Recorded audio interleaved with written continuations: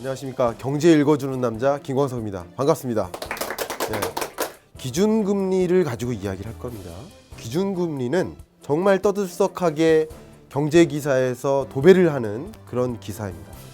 도대체 뭐길래, 그놈의 기준금리가 뭐길래 그렇게 우리가 집중해야 되나, 그런 의문도 많이 듭니다. 그래서 일단 저는 기준금리의 모든 것을 정리해드리는 시간을 갖도록 하겠습니다. 조금 이론적인 기준금리의 모든 것을 좀 정리해드리도록 하고, 그걸 바탕으로 내가 기준금리 인상 시점에 대한 현상이라든가, 또 기준금리를 바탕으로 해서 기준금리 인상 여부에 따라서 우리 경제는 어떤 영향을 미치는지, 그런 여러 가지 궁금증을 해소시켜드리는 그런 시간을 갖도록 하겠습니다. 테일러 준칙은 결국은 물가와 경제 성장 속도가 이 정도가 달성이 되면, 미국의 경우에 예를 들어서 경제 성장률이 몇 퍼센트, 물가 상승률이 몇 퍼센트 정도 되면 이제는 기준금리 인상해도 됩니다 라고 나름대로의 가이드라인을 만든 사람이에요. 아시겠죠? 지금은 각국의 중앙은행들이 결국은 이걸 기초로 해서 기준금리 인상, 동결, 인하 여부를 결정한다, 이렇게 보시면 됩니다. 아시겠죠? 그런데 오늘도 기사가 여러 개 나왔어요. 가계부채가 넘쳐나서 기준금리를, 미국이 기준금리 인상한다고 해도 우리나라가 따라서 인상하기 어렵다.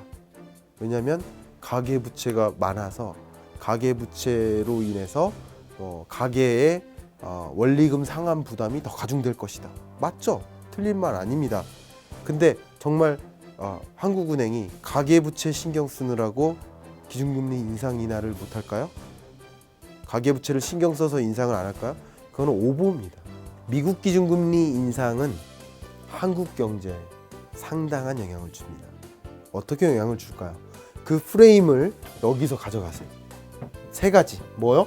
대내외 금리차 경로, 두 번째 환율 경로, 세 번째 수출 경로. 이 세 가지로 미국 기준금리 인상에 따른 한국 경제 파급 영향이 있다, 이렇게 프레임을 갖는 게 중요합니다. 그래서 일단은 제가 전반적으로 설명을 드리고, 그리고 여러분 다시 한번 기억을 하신다면 굉장히 도움이 될 거라고 생각이 되고요.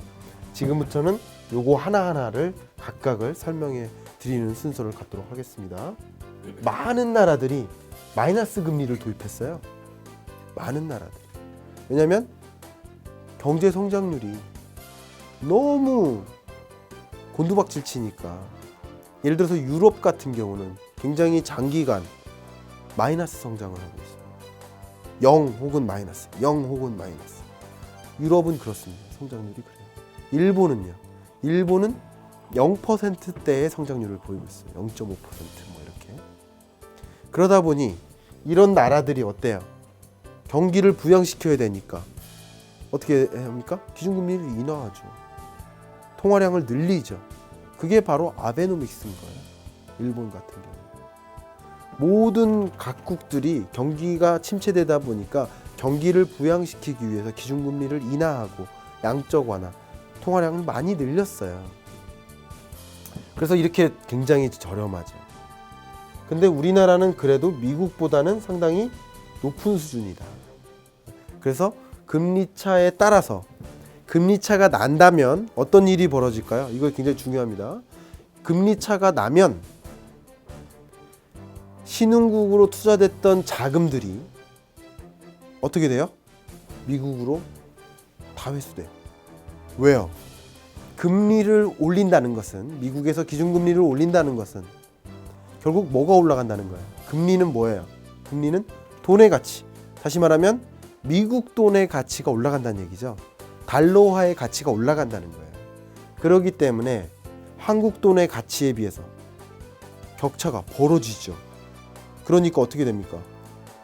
여기에 투자했던 거를 빼가야죠.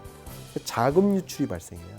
자금 유출을 다시 돌이키기 싫지만, 자금 유출을 돌이켜보면 우리나라의 1997, 8년도 IMF 위기입니다. 우리 경제에 핵폭풍이 불었던 그 해입니다. 그게 심각한 빠른 속도의 자금 유출이 일어났던 시기. 그게 외환위기예요. 그걸 두려워하는 거죠. 한국 같은 경우 금리가 올라갈 수 있고요. 금리가 올라간다는 이야기는 장기적으로 봤을 때 부동산 가격에는 부정적이다. 금리가 올라가면 물건의 가치가 떨어지니까 대표적인 물건은 부동산이다. 가치가 떨어진다. 첫 번째. 그리고 금리가 올라가면 부동산 투자로 몰려요, 안 몰려요? 수요가 몰리지 않아요. 그러니까 부동산 가격도 역시 수요와 공급에 의해서 정해지는데 그걸 다 심층적으로 제가 부동산 전망할 때 다 보여드렸죠.